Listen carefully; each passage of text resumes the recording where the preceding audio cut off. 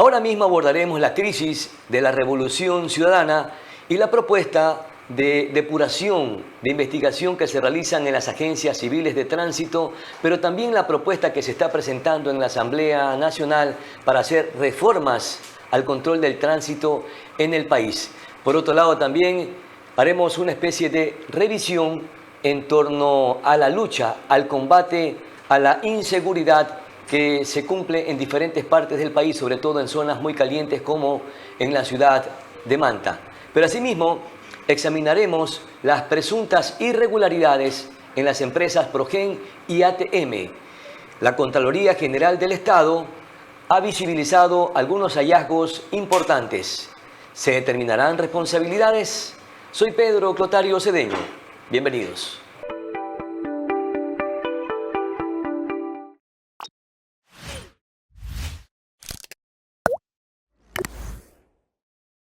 Atún Isabel te ofrece los mejores lomitos enteros en aceite de girasol, la manera más saludable y deliciosa de expresar tu amor. Isabel, tu forma de querer.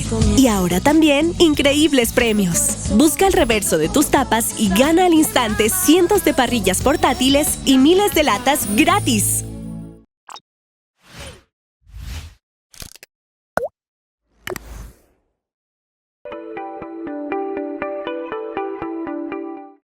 Saludos cordiales a todos quienes en estos precisos instantes se conectan en las diferentes plataformas en las que se transmite el programa Sobre el Tapete. Vito TVO, Escándalo TVO y en la provincia de Manabí también retransmiten 10 cableras y por supuesto también a través de Extreme TV Cable y Cable Familia. A todos ustedes un abrazo gigante. Queremos también saludar a nuestro directo invitado, el asambleísta Jaime Estrada Medranda, de la Revolución Ciudadana. Muchísimas gracias por atender esta conversación. Qué gusto, bienvenido. Un gusto, Pedro, a todos los que hacen el programa Sobre Tapete, a todas las personas de producción y sobre todo también a las personas que están enganchadas en las distintas plataformas que es transmitido este importante canal de comunicación. En días pasados, la presidenta de la Revolución Ciudadana y ex candidata a la presidencia de la República, Luisa González, manifestó que detrás de las separaciones de algunos legisladores de la Revolución Ciudadana pudieran también haber otras bajas en esta tienda política. Y entonces le empiezo preguntando, ¿cree que se está desmoronando la Revolución Ciudadana? Yo creo que el proyecto de la Revolución Ciudadana no está únicamente representado en las curules que existen hoy por hoy en la Asamblea Nacional, que fueron fruto de un apoyo de los ciudadanos a nivel nacional, sino que también está en los distintos territorios a través de concejalías, juntas parroquiales, alcaldías, prefecturas, pero sobre todo del corazón de millones de ecuatorianos que creen aún en un proyecto de equidad territorial, de justicia social. Yo creo que ese sentimiento no va a cambiar aunque hayan 1, 2, 3 asambleístas que hayan decidido irse a la vereda del frente, traicionando a sus electores. Esa es la realidad y efectivamente empezamos con un bloque de 66 o 67 asambleístas, tuvimos una baja antes de iniciar el periodo inclusive con una señora de los Ríos, y luego hemos tenido ya el distanciamiento de varios compañeros, entre esos el joven Peña, la ex compañera Urresta, y al compañero también de Galápagos, que en algunas votaciones ha estado todavía votando con la Revolución Ciudadana y en otros, en la mayoría de los casos, con el gobierno. Pero bueno, yo creo que ellos son los que tendrán que responder en cada una de sus provincias o de sus territorios que fueron electos, de por qué han cambiado de decisión o por qué se han cambiado de vereda. Esa es la realidad. Mientras tanto, nosotros seguimos trabajando tanto como bloque y de manera personal, generando propuestas de ley. La semana pasada presentamos la propuesta de ley para el sector del café. Estamos trabajando 6 proyectos de ley aquí en la comisión que presido de garantías constitucionales. Fue aprobada por unanimidad también el proyecto de ley de personas con discapacidad, que fue aprobado el 18 de junio y el 3 de julio fue promulgado en el registro oficial. Entonces, por un lado, tenemos nosotros unas responsabilidades de legislar a favor de los manavites y los ecuatorianos, y por otro lado también fiscalizar, que tenemos hoy el proceso de los bonos repartidos en campaña. ¿Qué pasó a propósito con ese proceso de fiscalización? Y mire usted que estoy de acuerdo que la Revolución Ciudadana tiene algunas instancias políticas que no dejan de ser su fortaleza, pero en todo caso ustedes iniciaron este proceso o este nuevo periodo con un bloque legislativo cohesionado, fortalecido, pero se está debilitando. No sé en qué medida pueda afectar a las propuestas legislativas que ustedes vayan a presentar durante estos próximos 4 años, o dentro de ese proceso de fiscalización del que usted acaba de mencionar, que no sé en qué estatus estaría alrededor de los bonos que entregó el actual presidente de la República. Bueno, en lo que referente al tema de los bonos, nosotros hemos solicitado comparecencias donde no tuvimos desafortunadamente la visita de ninguno de los ministros. Sin embargo, varias carteras de Estado nos han dado ya información respecto a los recursos que fueron entregados, qué cantidad, a cuántas personas, a qué sectores, y luego de eso estamos reformulando consultas porque queremos conocer los procedimientos, los mecanismos, los manuales en caso de que existiesen, porque atendieron justo cerca de 600 millones en bonos en esas fechas donde era campaña electoral, donde no es permitido utilizar recursos para hacer campaña, y lo hicieron con ese fin.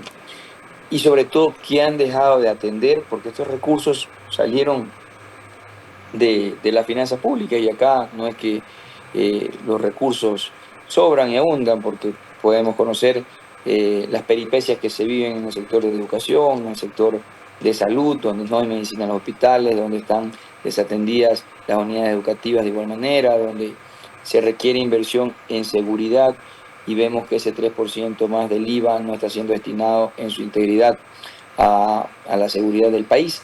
Entonces, esas son las consultas que estamos realizando y que esperamos puedan tener una respuesta lo más pronto posible para seguir con el informe final de esta comisión referente al tema de los bonos y tomar las decisiones que nos correspondan como comisión. Y sobre el tema del bloque, como les manifestaba, nosotros tenemos algunos ejercicios cotidianos, semanales, donde revisamos cada proyecto de ley que va a ser debatido en la semana, las posturas, las propuestas de mejora en este proyecto de ley. En muchos se han considerado en el proyecto de solidaridad, que fue económico urgente, en el de integridad de igual manera, ni qué decir en el tema de las áreas protegidas. Sin embargo, quedan detalles enmarcados en estos proyectos de ley que no terminan siendo constitucionales al final, y por eso hemos tenido que votar en algunas ocasiones en abstención. ¿Y en qué puntualmente, en lo que corresponde a usted como asambleísta, considera que estos proyectos de ley que usted acaba de visitar han violentado o violentan derechos en la ciudadanía, derechos legales, constitucionales o derechos humanos? Bueno, por citar un ejemplo, en el tema de la ley de solidaridad, queda todavía ahí flotando sobre que pueden existir allanamientos sin órdenes judiciales. Eso es inconstitucional porque está escrito y tipificado de aquella manera. Nosotros lo que decíamos es que se debe reformar la Constitución para que pueda justamente abrirse paso a esto, porque si no, la Corte Constitucional estará en la posibilidad de vetar el proyecto de ley, aunque ya ha sido aprobado y está publicado en el registro oficial. En el tema de áreas protegidas, de igual manera, veíamos que no iba en concordancia todos estos temas ambientales con el que por debajo o en letra pequeña quisieron pasar o pasaron el tema de que las personas que no habían pagado o las empresas que no habían pagado la CFN puedan tener remisión de intereses. O sea, no tenían nada que ver, no eran competentes las materias que estaban siendo Sí, es una abocada especie de conocimiento shampoo del proyecto de ley. en esta norma legislativa. Pero ¿no cree que gran parte de la ciudadanía respalda estas iniciativas del actual gobierno? Porque lo que quieren los ecuatorianos es que a través de estas herramientas legales, de todo el esfuerzo que está haciendo el gobierno, el bloque de seguridad, policía, las Fuerzas Armadas, etcétera, es que se combata a la inseguridad, a las mafias o a las estructuras criminales. No, estamos completamente de acuerdo, Pedro. De hecho, los proyectos ya fueron aprobados, ya están en el registro oficial y este gobierno, porque ya tiene cerca de 2 años y medio aproximadamente en funciones, ya ha contado con 9 proyectos de ley aprobados de la Asamblea anterior y de esta en competencia de seguridad y en competencia económica. Aparte tiene 3% más de IVA, que se han recaudado ya más de 2.000 millones de dólares. Tuvo una consulta popular donde la gente votó a favor. Todo esto, lo que nosotros queremos es que se reflejen resultados. Lo que tenemos, lo vivimos en Manta la semana pasada, más de 30 muertes violentas en la semana, más. Solo en un día creo que fueron 24, 25. Entonces lo que nosotros necesitamos son los resultados, los mecanismos los tienen. Tienen 3% más de IVA. La pregunta es, ¿qué está pasando? Porque los resultados no existen. Enfrentamos el año más violento de la historia del país, con todos estos cambios que se han propuesto dentro de la Asamblea. ¿Por qué? Porque no solamente es que existe una ley acorde, sino que existe un ejecutivo con una visión clara de qué tiene que hacer, control en los puertos, control en los ingresos del país, golpear a las economías de los GDO. Eso es lo que se tiene que hacer, fortaleciendo la UAFE. El presupuesto de la UAFE es mínimo. Ahora se generó un acceso para que puedan, propuesta del bloque de la Revolución Ciudadana, que esté interrelacionado UAFE, super de bancos, super de compañías y todas las instituciones que corresponden con el bloque de seguridad. Ese es el mecanismo, pero hay que darle recursos, hay que invertir a los policías, hay que equiparlos, a los militares de igual Pero manera, hay que poner y inteligencia. movilizar toda una logística alrededor de la policía, de las Fuerzas Armadas, no es una inversión necesaria, prioritaria para enfrentar esta guerra. Mire, en estos momentos el gobierno nacional dispuso que 2.000 militares, o más bien militarizar la ciudad con más de 2.000 elementos. Eso no es parte de esta propuesta del gobierno nacional para combatir la inseguridad y sobre todo, como usted lo manifiesta, porque existe temor, terror en los ciudadanos mantenses y manavitas y de estas situaciones que se vivieron la semana anterior. Claro, pero lo que yo dije, nosotros necesitamos resultados. Este gobierno ya tiene más de 2 años en gestiones, tienen cobrando el 3% del IVA más de año y medio aproximadamente, y no vemos los resultados. O sea, quisiéramos tener un país o quisiéramos tener una ciudad para aterrizar en el tema en nuestro territorio, donde podamos regresar a cifras que no eran tan alarmantes. Manta en el 2016-2017 tuvo cerca de 13 muertes violentas en el año. Hoy eso lo tenemos en uno de los peores días. Entonces, ¿cómo medimos los indicadores de resultados de un gobierno? Es que estos números disminuyan, pero no vemos eso. Aunque tienen más recursos, porque estamos pagando el 3% de IVA, porque se han aprobado que puedan traer bases extranjeras, se han firmado acuerdos de cooperación con otros países, pero al final, quien toma las decisiones es el presidente y su equipo de trabajo.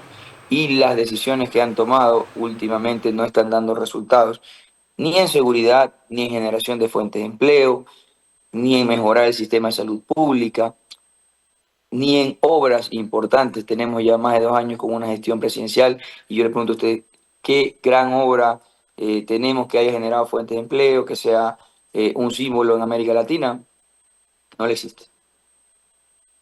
Pero hay algunos procesos que probablemente no son a corto plazo, porque esta es una guerra contra mafias o estructuras criminales que crecieron en cantidad de miembros, en armamentos y en otros aspectos, y que ya no son 2 o 3 y 4 estructuras criminales, sino que se han dispersado.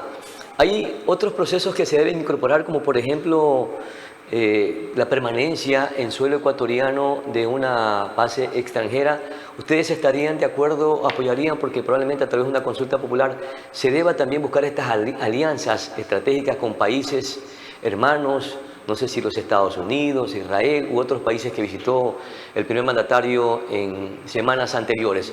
O sea, son temas que se deben ir instrumentando para enfrentar esta guerra, porque no es fácil ni sencillo que se le enfrente con los recursos que tenemos y con las carencias que tenemos en diferentes aspectos.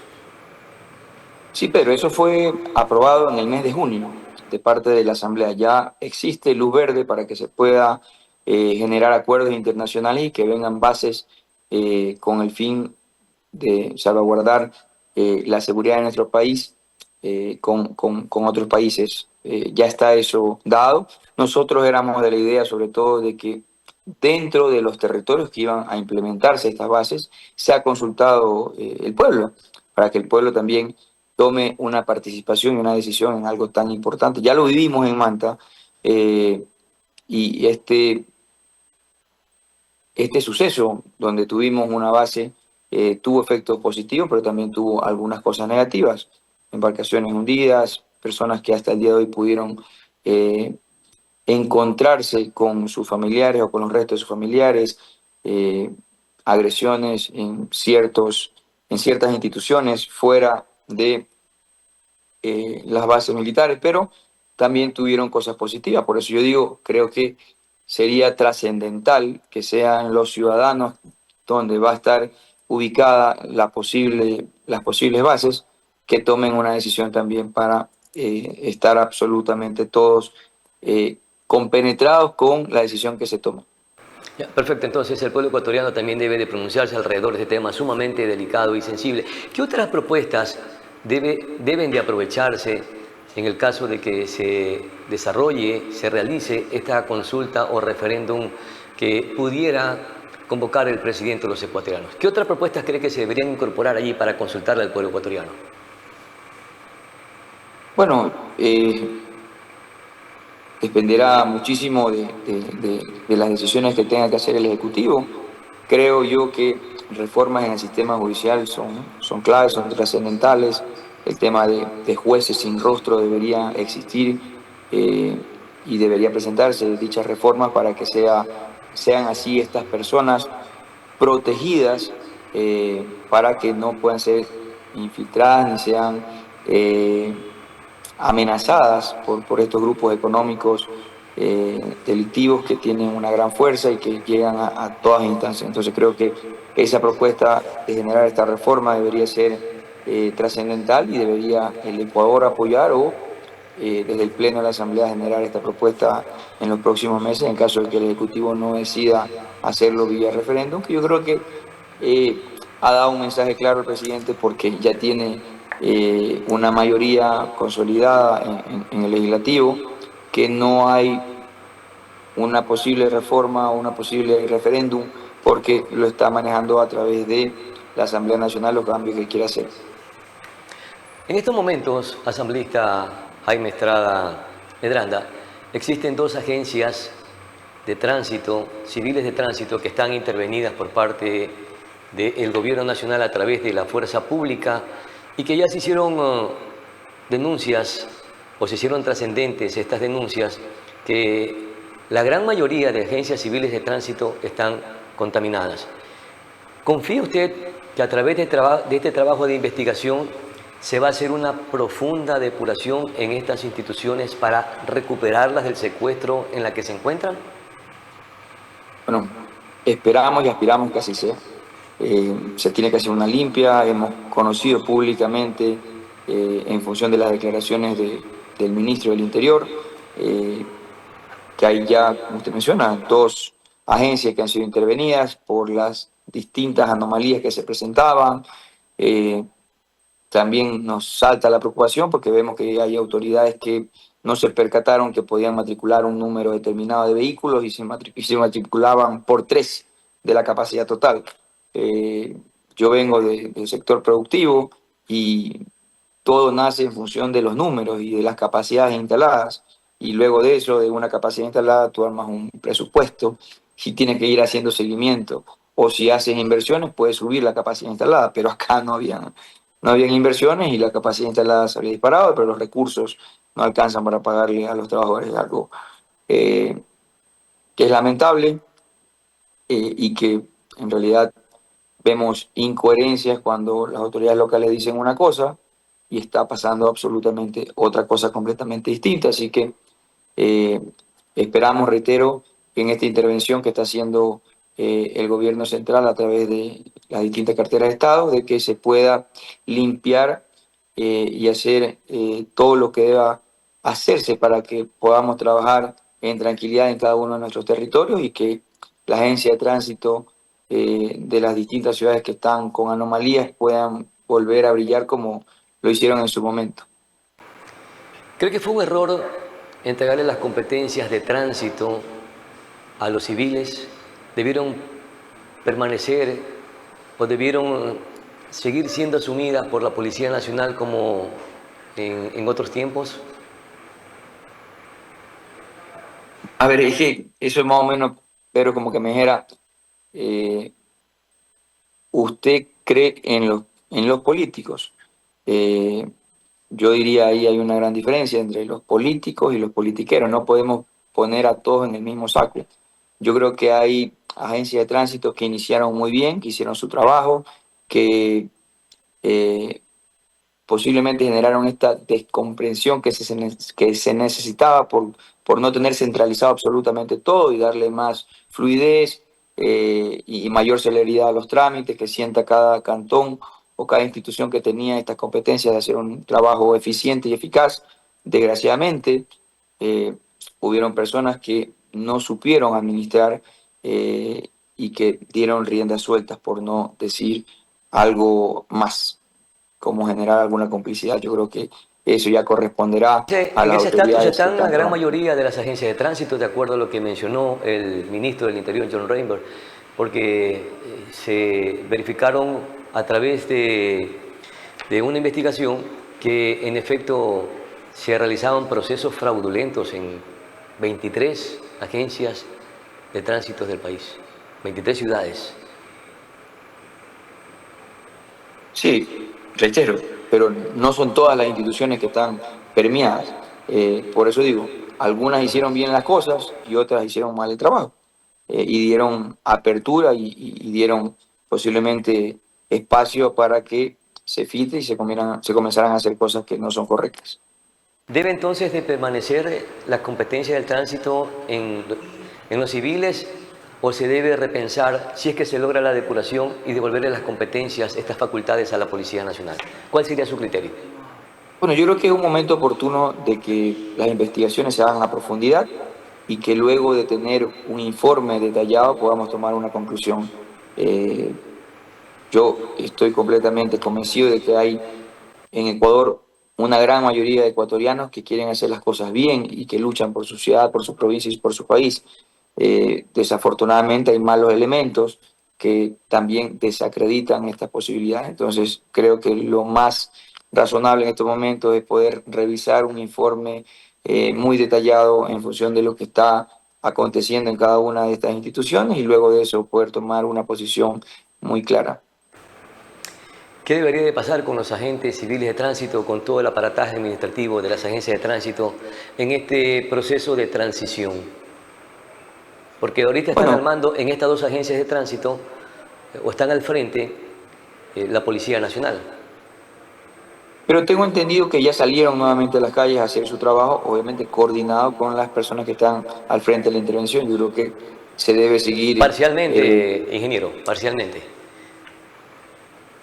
Los de territorio creo que están, no sé si los de oficina, por eso posiblemente dice parcialmente, pero yo creo que si es coordinado con las instituciones de las carteras del Estado que están hechos a cargo, hay que hacer que el trabajo que tienen ellos que realizar se lo haga de manera eficiente. Perfecto. Quiero estos últimos minutos hacer unas 2 o 3 preguntas relacionadas a las interrogantes que les planteé al inicio, porque en todo caso hablábamos de alguna manera, no sé si se está desmoronando o no, o está tratando de fortalecerse o mantenerse la revolución ciudadana. Y en ese aspecto, ingeniero, Usted como asambleísta, porque ustedes entraron, tengo entendido, a través de una alianza con el Movimiento Reto, ¿se seguirá manteniendo ideológicamente por convicción o porque considera que dentro de las huestes de la Revolución Ciudadana es donde usted podrá desenvolverse en beneficio de las propuestas que se generen alrededor de leyes y fiscalización para darle bienestar a los ecuatorianos? ¿Se sostendrá en esa tienda política indistintamente de que se sigan saliéndose algunos asambleístas o algunos miembros militantes de esta agrupación política? Bueno, pero yo primero fui electo en función de una alianza de Revolución Ciudadana y Si Podemos, que es un movimiento manabita, y yo digo, o bueno, escucho el término que está cayendo la Revolución Ciudadana. Yo el fin de semana tuve la oportunidad de estar en territorio, eh, entregando el proyecto de ley de las personas con discapacidad en Puerto Viejo, en una reunión con un par de centenares de personas, quienes están muy reconocidos por lo que se hizo, pero también tienen muy claro desde cuándo ellos tienen beneficios, y hablan mucho de la constitución que se elaboró en Montecristi. Y obviamente el tiempo pasa y hay que generar innovaciones y cambios, y estos cambios fueron realizados en este proyecto de ley, y la gente está muy reconocida con aquello. Y siempre también sacan a relucir la buena memoria que tienen del expresidente Rafael Correa. Luego estuvimos en una reunión en Playa Prieta, en la zona rural de Puerto Viejo, porque estamos en la socialización del proyecto de reconocimiento y empoderamiento de la mujer de la zona rural, y había también un sentimiento de cariño hacia el expresidente Rafael Correa, hacia el movimiento de la Revolución Ciudadana, y yo creo que eso nos motiva porque en territorio, es lo que yo digo, don Pedro, está todavía un corazón que recuerda esos años de transformación, esos años donde la inversión pública generaba fuentes de empleo y que también había desarrollo y progreso en cada uno de los pueblos. Entonces, esa cercanía nosotros no la vamos a dejar de tener con la gente, y de hecho lo importante de la comisión donde estamos es justamente que nos da ese acceso a estar cercano a las personas y que ellos sean los que generen propuestas también para estos articulados de ley, porque ellos en sí son los que viven cada uno de estos escenarios en los que vamos desempeñando en el tema de la ley. Acá también hemos recibido algunas delegaciones de los pueblos montubios, de los pueblos afro, de los pueblos indígenas, y en realidad existe hoy todavía una gran sincronización con esta tendencia de la Revolución Ciudadana, que posiblemente hay una narrativa a nivel nacional, de medios, que contraponen eso, pero esa es la democracia. Claro. Y eso es muy positivo, pero sin embargo nosotros nos mantenemos firmes, agradecidos con el respaldo que recibimos por cerca de 600.000 manavitas que dieron ese voto de apoyo a la Revolución Ciudadana de Manabí, y vamos a seguir trabajando incansablemente para generar propuestas de ley en beneficio a Manabí y a todo el Ecuador.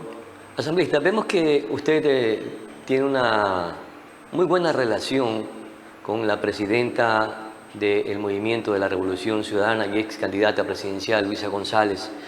¿Qué los une? ¿Las ideologías o intereses políticos? Bueno, primero yo creo que en todo escenario en el que he estado, que me he desempeñado, tanto en el fútbol, estuve dirigente en la Cámara de Comercio, en el tema de la política y en mis actividades cotidianas, lo que a mí me gusta es tratar de, a lo largo del tiempo, ir cosechando amigos. Y yo la considero a ella, aparte de ser la presidenta del movimiento y una compañera de la Revolución Ciudadana, una gran amiga que la conozco desde el 2019 y que hemos compartido momentos amargos y momentos también de felicidad en algunos ámbitos. Hemos visto desde partidos de fútbol juntos a estar viviendo los resultados de la campaña electoral que fueron Interrumpo porque estoy con muy tiempo. chocantes. ¿Y las visitas frecuentes a la provincia de Manabí no tienen algún interés porque probablemente para las próximas elecciones seccionales ella pudiera ser la candidata perfecta de la provincia? Bueno, ojalá fuera ella la candidata perfecta. Creo que Manabí, cerca de un 65 o 66%, le dio un voto de respaldo a ella, y creo que para la prefectura se lo dirán aún más.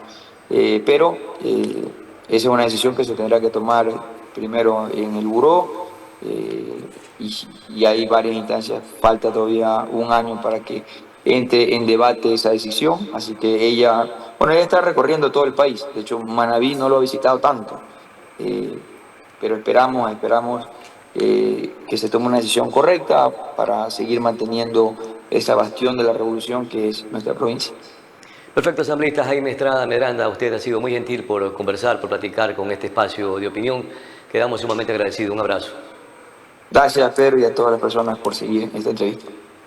Perfecto, muchísimas gracias al asambleísta Jaime Estrada Medranda por conversar con el programa propositivo de Manabí sobre el tapete. Vamos a nuestra cortísima pausa publicitaria. Regresamos para conversar con Luis Ávila, constitucionalista, sobre los presuntos hallazgos encontrados por la Contraloría General del Estado en estos casos Progen y ATM, que son las empresas que incorporarían generación que requiere el país, pero aparentemente existen irregularidades. Volvemos de inmediato.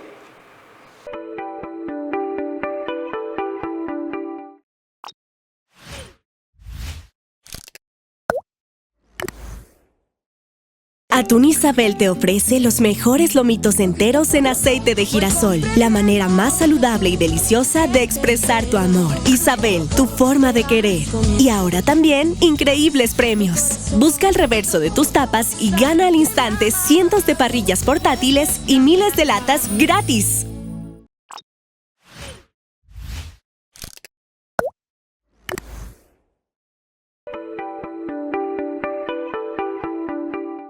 Ahora mismo nos acompaña el doctor Luis Ávila. Él es constitucionalista, docente de la PUCE, maneja estos temas que son sumamente complejos, pero importantes, fundamentales, alrededor de las leyes, en temas que de alguna manera son tan polémicos como en el caso de lo que ha detectado la Contraloría General del Estado o los hallazgos que ha determinado alrededor de las presuntas irregularidades que se han encontrado en los contratos para generación eléctrica por parte de las empresas Progen y ATM. Por ejemplo, equipos usados, equipos no compatibles, inclusive hasta incumplimiento.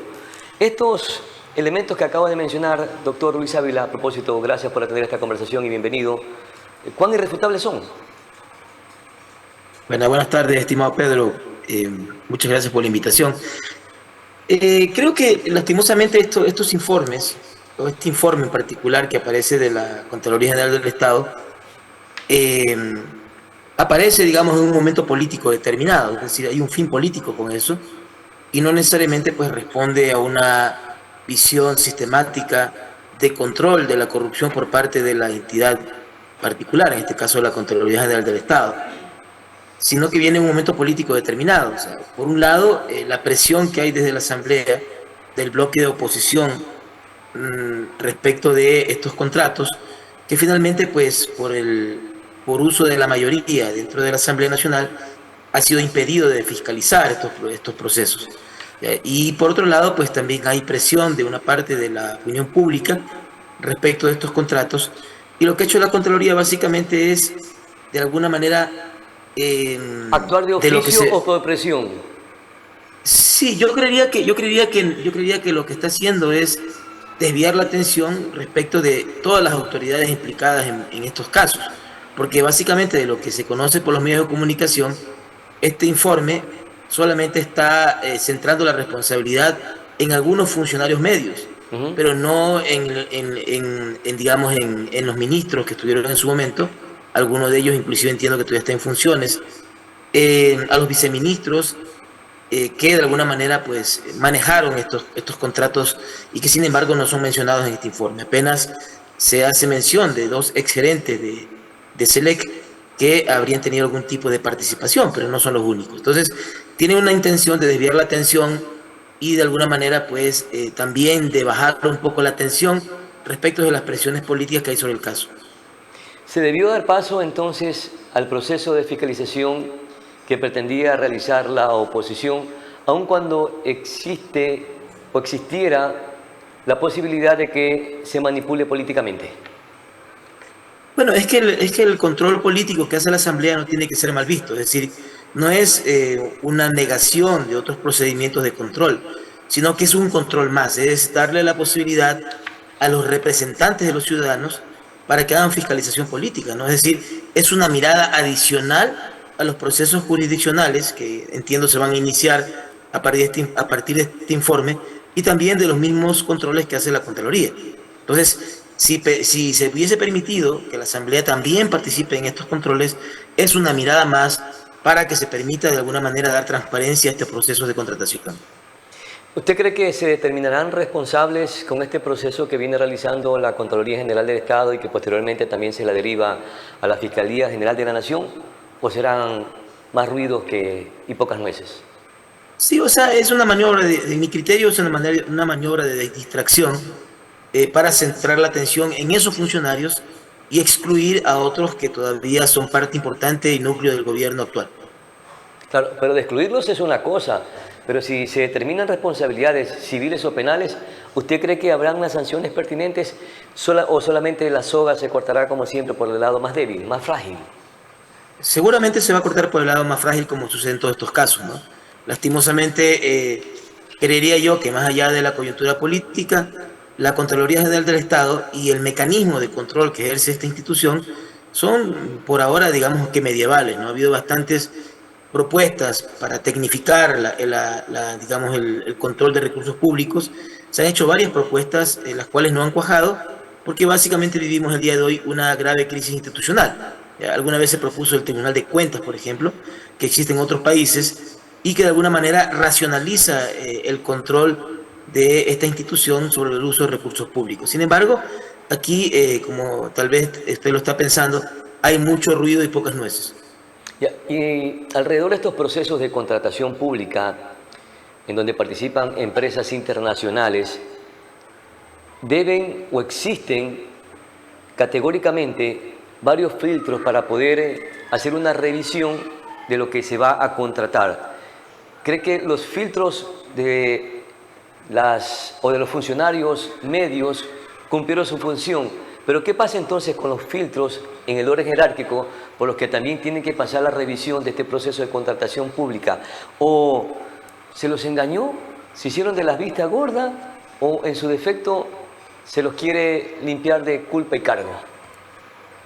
En realidad estos filtros de control internos son bastante débiles, ¿no? Porque por un lado opera la debilidad de las instituciones y recuerdo que como usted mismo comentábamos hace unas semanas, este proceso de afectación de la estabilidad de los trabajadores del sector público, ¿no? Con estas reformas que se han hecho en esta última ley, la ley de integridad pública. Entonces, si tenemos funcionarios que no tienen estabilidad, son más susceptibles a obedecer órdenes que afecten determinados intereses del Estado. Entonces, eso conspira, ¿no? No permite que los filtros funcionen. Y por otro lado, un grave problema, lastimosamente, del régimen de contratación ecuatoriano, que a pesar de que fue importante cuando se reformó, se intentó modernizar un poco el sistema de contratación pública en su momento, inclusive en este tipo de contratos que son especializados y que responden a cuestiones muy técnicas. Sin embargo, la realidad del caso es que existe poca transparencia. Lastimosamente, el sistema induce de alguna manera a que se contrate servicios caros cuando lo hace el Estado, normalmente con sobreprecios y lastimosamente pues guiados a empresas que no necesariamente tienen experiencia en el sistema, ¿no? Yo creería que deberíamos reformar profundamente el sistema de contratación pública para permitir mayor transparencia e inclusive tener referencias técnicas para poder realizar, digamos, una contratación pública mucho más objetiva, ¿no? En muchas partes del mundo existen códigos con precios, con bandas de precios, de tal manera que no se puede jugar mucho con el precio, sino que se fundamenta en la calidad del servicio o bien que se compra desde el Estado. E inclusive pues se da prioridad a empresas que tengan bastante experiencia. Aquí en Ecuador no es nada raro que una empresa creada una semana antes sea la que participe y sin que tenga las características desde ese momento técnicas para asumir un contrato. Pues. Así es, así es. Entonces, Correcto. justamente recuerdo que en este caso particular de Progen, recuerdo que fue escandaloso, ¿no? El año pasado, cuando los medios de comunicación hicieron público que se desconocía a ciencia cierta el domicilio de esta empresa, quién era el apoderado, y cuando inclusive la ministra en su momento se le preguntó sobre este contrato, dijo que básicamente ellos no sabían dónde estaba la empresa. Entonces, hay un sinnúmero de irregularidades que lastimosamente torpedean este tipo de procedimientos. Claro, y en casos como estos, son procesos de contratación pública a nivel internacional, deben de ser extremadamente rigurosos. Y mire usted, por ejemplo, lo que pasa que entre el gerente de SNEL, quien fue que autorizó los contratos, e inclusive también tuvieron la participación de varios ministros y no sé qué otros responsables, debieron realizar ese seguimiento o esa revisión minuciosa antes de firmar el contrato. Y le pregunto, ¿a quién le correspondía firmar ese contrato? ¿Al gerente de SLE o a los gerentes de las unidades de negocios, como se lo hizo finalmente? Bueno, no conozco a ciencia cierta los detalles del caso, ¿no? Pero normalmente digo lo que pasa en otros casos, inclusive por el ejercicio de la profesión de abogado, es que normalmente las altas autoridades delegan este tipo de funciones a funcionarios medios, ¿no? Justamente para evitar responsabilidad ulterior. Es muy común ver eso, ¿no? Es decir, se pone un funcionario X a que sea el que presida el comité de contratación dentro de este proyecto, o se le pone a administrar un contrato cualquiera. De esa manera la máxima autoridad evita firmar, ¿ya? A pesar de que conocemos que por derecho administrativo también es responsable, por supuesto, la máxima autoridad. Sin embargo, ya en el día a día del quehacer jurisdiccional, normalmente hay muchas formas por las cuales la autoridad de alguna manera salva su responsabilidad porque en definitiva no firmó ningún documento. Y fueron otros funcionarios técnicos quienes asumen lastimosamente la responsabilidad, inclusive penal, de estos casos. Claro, y son los administradores de contratos quienes son los que ponen Así su es. rúbrica en estos contratos, los que terminan bailando finalmente con glosas en la Contraloría General del Estado, y los otros. Bien, gracias. Y mire usted lo que pasó, y estos son datos públicos que hicieron trascendente algunos medios de comunicación. Por ejemplo, los gerentes o unidades de negocios que firmaron los contratos están Byron Orozco, Termo Pichincha, este es en el caso de Progen, y Manuel Barberán, Electro Guayas, en el caso ATM. En todo caso, el gerente de SELEC, Fabián Calero, no firmó, pero suponemos que como representante o como máximo representante de esta institución debió revisar o no el proceso, el contrato. Sí, y seguramente Aunque no de lo lo que firme, se ha ¿no? hecho, de lo que eso mismo comentaba, ¿no? Es decir, si bien es cierto no firma, hay un nivel de responsabilidad por ser autoridad, digamos, de la institución al frente. Pero como ya le mencionaba, para efectos estrictamente legales, generalmente quienes son sancionados son los que firmaron los documentos, ¿no? Los informes técnicos, las resoluciones. Entonces, en lo posterior, seguramente, pues estos altos funcionarios quedarán totalmente impunes. Y al delegar la responsabilidad a funcionarios jerárquicos de menor rango, ¿lo exime de responsabilidad o no? En Porque principio igual no debería porque la normativa es clara, Pero lo ¿no? exime. La delegación solamente es, digamos, un mecanismo por el cual la máxima autoridad, digamos, le da la posibilidad de que alguien haga algo en nombre de él. Se entiende que no perdería responsabilidad. Sin embargo, lastimosamente hay un sinnúmero de normas de contratación pública que de alguna manera pues no son tan claras, son algo ambiguas y que terminan generalmente liberando responsabilidad a quien no firma los documentos. ¿Usted de acuerdo a lo que un poco ha revisado en torno a estos insumos que han ido apareciendo en los medios de comunicación o que ha investigado precisamente por ser un profesional acucioso, y cree que habrán responsables directos o indirectos?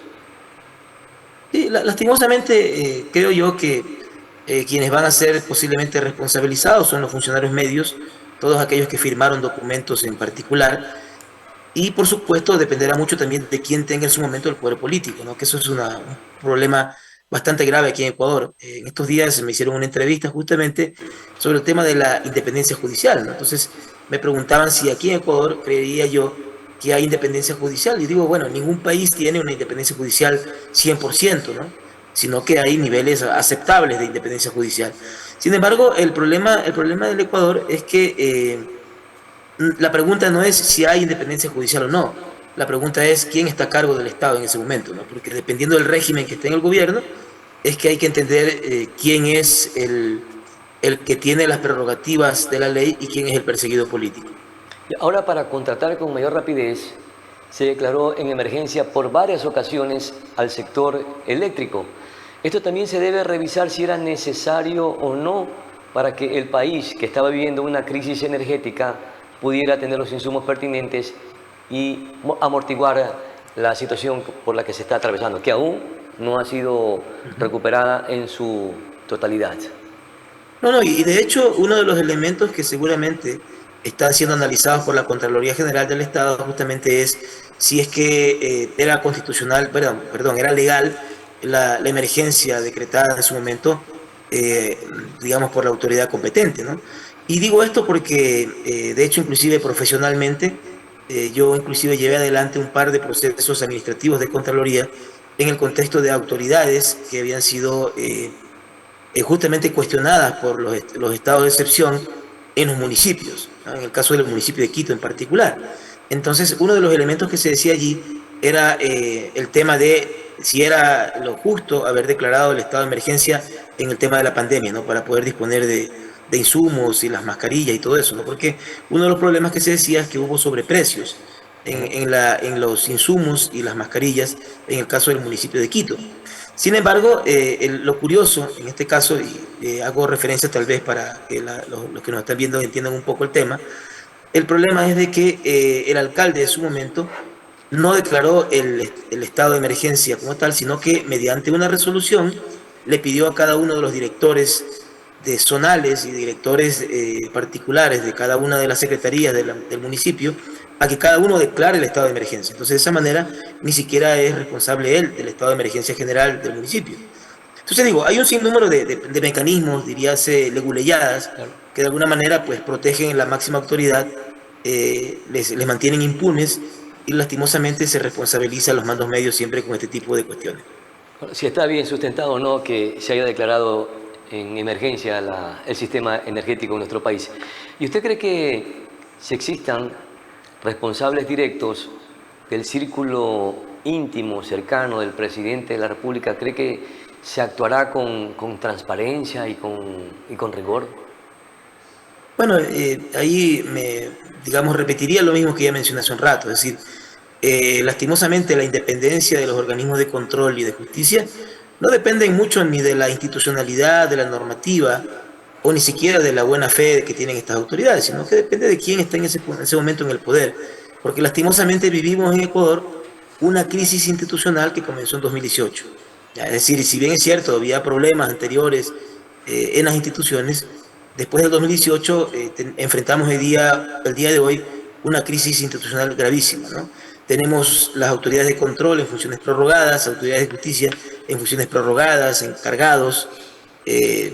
Nada está nombrado, ¿no? Son pocas las autoridades que han sido nombradas. De procedimientos que estropean definitivamente las normas legales y constitucionales. Ahora la Comisión Anticorrupción ha pedido a la Fiscalía General del Estado que haga una investigación profunda. ¿Qué significa esto? Que no solamente se mire por el lado de los funcionarios operativos, sino que se llegue a los más altos niveles. ¿Se ejercerá la misma presión? ¿Se dará esto que está solicitando la Comisión Anticorrupción? O sea, yo creo que hay que reconocer que el trabajo de esta comisión ha sido importante, ¿no? En otros casos anteriores, y son una muestra de que la organización ciudadana, la sociedad civil, puede también jugar un rol importante en la fiscalización social y política de este tipo de procesos, ¿no? Tal vez no lo logren ahora, porque ya digo, ¿no? Depende mucho de quién está en el poder en ese momento, pero seguramente pues con el pasar del tiempo se rindan frutos de esta presión desde sectores de la ciudadanía, ¿no? Y yo creo que es positivo que la comisión y posiblemente otros colectivos y organizaciones sociales de la sociedad civil puedan también pues exigir este tipo de controles a las autoridades de justicia y control. ¿Cree que habrá consecuencias legales para los privados, en este caso para Progen y ATM? Bueno, veamos qué ocurre en el futuro, ¿no? Porque lastimosamente, como ya hemos visto en otros casos puntuales, generalmente pues todos estos casos quedan en una total impunidad, ¿no? Y lastimosamente en el olvido, porque una vez que pasa un poco el escándalo político de momento, todos nos solemos olvidar de lo que ocurre, ¿no? Que ha habido casos muy graves de corrupción y sin embargo pues nada pasa, ¿no? Por ejemplo, recuerden ustedes el caso del Comecheque, ¿no? Por ejemplo. ¿Ya? Entonces esa persona fue sobreseído cuando ya había bajado un poco la presión de los medios de comunicación y la opinión pública y no pasó nada en ese caso en particular, inclusive veía un tiempo atrás que esta persona que fue sorprendido, digamos, comiéndose cheques para evitar ser responsabilizado, daba charlas sobre ética en la función pública, ¿no? Entonces, eso es una muestra fehaciente de la grave crisis que vivimos a nivel institucional, pero tal vez un poco más amplia, una profunda crisis moral de la sociedad ecuatoriana. Lo veo dubitativo en cuanto a los procesos que se deban de realizar por parte de las instituciones de control o de fiscalización. Entonces, en el orden de que Progen y APM están en este proceso como empresas privadas, ¿no cree entonces en la más mínima posibilidad o tiene sus dudas de que pudieran ser sancionadas de manera, no sé si civil o penalmente? Y bueno, veamos qué ocurre, ¿no? Ya digo, pero las irregularidades pues, están allí, entonces significa que se deben nada más sustentar en pruebas y ver cuáles serían las sanciones, si civiles o penales, tanto para los funcionarios públicos como también para las empresas privadas, porque no, hay corresponsables y responsables directos, ¿no? Sí, seguro que sí, pero también habría una cosa que estaba viendo inclusive en la noticia que estaba difundiendo este informe, es que todavía está todavía pendiente la predeterminación, digamos, porque todavía falta una fase para que se formalice, digamos, de alguna manera la responsabilidad civil y penal desde Contraloría, ¿no? De estas empresas. Claro, tiene que presentarse el cargo a las empresas privadas. Sí, y digo esto porque inclusive estaba observando en la noticia que inclusive la empresa Progen dijo que iba a manifestarse una vez que se cierre este proceso en Contraloría, ¿no? Es decir, todavía ni siquiera hay un informe definitivo, ¿no? Una glosa, una resolución que establezca la glosa y la responsabilidad penal. Por tal razón todavía estas cosas pueden cambiar, ¿no? O sea, no sabemos todavía bien. Yo soy abogado, ¿no? Y de alguna manera confío en algo todavía en las instituciones, pero por supuesto no hay que perder de vista también pues, el complejo contexto político que vive el Ecuador. Perfecto, mi querido doctor Luis Ávila. Muchísimas gracias por conversar con nosotros. Muy amable, muy gentil por su tiempo y por sus importantes y valiosos aportes. Con mucho gusto y siempre para las órdenes. Un fuerte abrazo a mis queridos paisanos. Otro abrazo para usted, mi querido doctor. Con esto estamos llegando a la parte final. Dos temas sumamente importantes en los que hemos abordado. Por ejemplo, la crisis interna de la Revolución Ciudadana. También qué va a pasar con este proceso de investigación que se realizan a través de las agencias civiles de tránsito. ¿Existirá o no una depuración profunda? ¿Se deben hacer reformas profundas para que el tránsito nuevamente pase a manos de la Policía Nacional, sobre todo en las redes estatal, como lo están proponiendo y planteando en la Asamblea Nacional? Y sobre estos dos casos también que son sumamente importantes, si se determinan que han existido irregularidades de funcionarios o del lado privado, se deberán entonces hacer o determinar las responsabilidades pertinentes a través de sanciones civiles o penales, indistintamente que estén vinculados funcionarios cercanos o íntimos del presidente de la República. Esto lo estaremos entonces viendo en las próximas semanas, a ver qué se suscita o cómo se desenvuelven estos temas que son delicados en nuestro país. Con esto estamos llegando a la parte final. Soy Pedro Clotario Cedeño, aprendiz de todo, maestro de nada. Es mi palabra. Hasta la próxima.